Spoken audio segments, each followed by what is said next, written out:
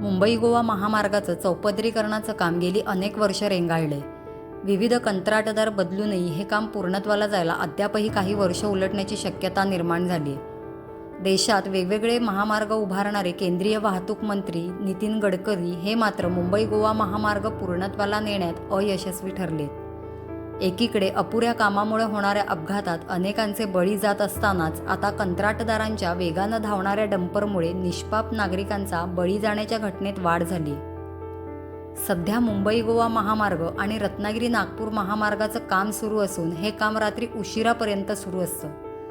यामध्ये रस्त्याची कटाई, सपाटीकरण, पाणी मारणं आदींसाठी टँकरसह डंपरसारख्या वाहनांचा वापर मोठ्या प्रमाणावर केला जातोय. मात्र ही डंपर, टँकरसारखी वाहनं या मार्गावरून वेगानं धावत असल्यानं आतापर्यंत भरधाव आणि बेदरकारपणे वाहनं चालवल्यानं गेल्या 3 महिन्यात 6 जणांचा बळी गेलाय. मुळात कंत्राटदाराकडे असलेले चालक हे झारखंड, बिहार, उत्तर प्रदेश, कर्नाटक इत्यादी भागातून आलेले आहेत. त्यांना या ठिकाणच्या रस्त्याचा अंदाज नसल्यानं ते वाहनं वेगाने हाकवून इतर वाहन चालकांचा जीव धोक्यात घालतायत. 2 महिन्यांपूर्वी नाणीज इथं डंपरच्या धडकेत दोघांना जीव गमवावा लागला होता. TRP इथं झालेल्या अपघातात दोघांचा बळी गेला होता.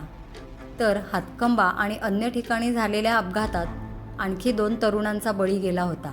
वाहनांवर काम करणाऱ्या चालकांचे लायसन्स आणि वाहनांच्या कागदपत्रांची तपासणी होणं आवश्यक आहे.